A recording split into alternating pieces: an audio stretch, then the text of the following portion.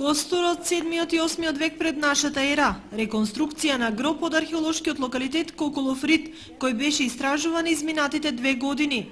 Морбидно, но не секојдневно за посетителите во рамките на музејската вечер која организираше Музеот Теракота. На археолошкиот локалитет Коколов рид работевме 2011 и 2012 година.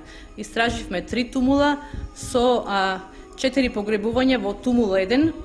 Овде направивме на оваа изложба реконструкција на гроб број 3, значи можна реконструкција со скелет, со начин на погребување, со наоди кои се најдени при самото погребување, која потекнува од крајот на 8 и почетокот на 7 век пред наша ера.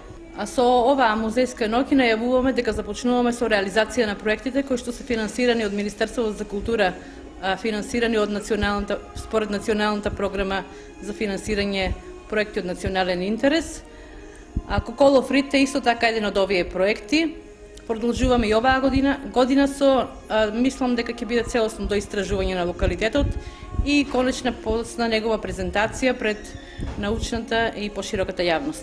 За музичкиот дел од музејската вечер се погрижи групата ЗДИФ од Скопје, која го презентираше нивниот последен албум Метузалем.